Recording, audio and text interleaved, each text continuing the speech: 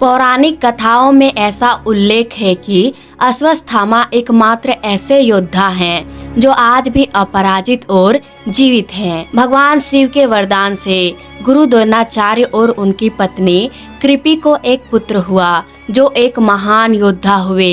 वे अश्वत्थामा थे। अश्वत्थामा भी अपने पिता की तरह ही शास्त्र व शस्त्र कला में पारंगत थे। महाभारत के युद्ध में उन्होंने सक्रिय भाग लिया था। वो युद्ध में कौरवों की सेना के सेनापति थे। उनके युद्ध कौशल ने महाभारत के युद्ध में पांडवों को सेना तीतर बीतर कर दी थी। वो अकेले के दम पर ही पूरा युद्ध लड़ने की ताकत रखते थे। नमस्कार दोस्तों, स्वागत है आपको हमारे चैनल LK मोटिवेशनल पर। आज हम जानते हैं कि अश्वत्थामा के जीवन से जुड़े कुछ रहस्य। पहला रहस्य, अश्वत्थामा ने जन्म लेते ही अश्व के समान गर्जना की थी जो सभी दिशाओं में गूंज गया था। तभी आकाशवाणी हुई थी कि इस बालक का नाम अश्वत्थामा होगा। दूसरा, अश्वत्थामा ने अपना बचपन बहुत ही संघर्ष में बिताया। स्थिति ये थी कि उनके जन्म के बाद द्रोण के घर में खाने तक की कमी हो गई थी। कथाओं के अनुसार चावल के आटे को घोलकर पीकर बालक अश्वत्थामा कहते थे कि मैंने दूध पी लिया।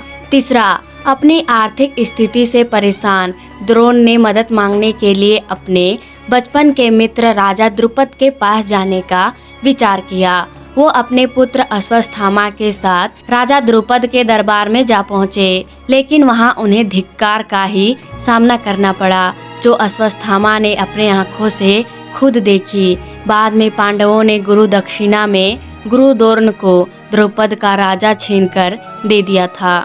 चौथा, द्रोण अश्वत्थामा को लेकर पांचाल राज्य से हस्तिनापुर आ गए, जहां वो कौरवों के आचार्य बन गए और उन्होंने दुर्योधन समेत अर्जुन को शिक्षा दी, जिसके बाद वो भारतवर्ष के सबसे श्रेष्ठ आचार्य बने।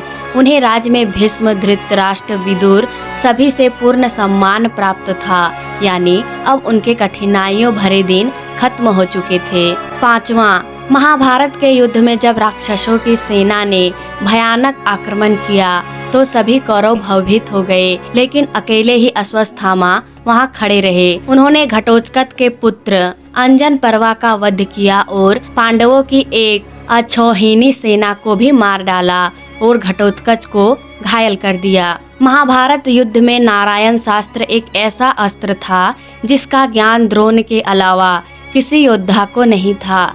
यह बहुत ही भयंकर अस्त्र था। साथ ही अश्वत्थामा के ब्रह्म तेज, वीरता, धैर्य, शस्त्र ज्ञान, नीति ज्ञान और बुद्धिमत्ता पर किसी को भी शक नहीं था।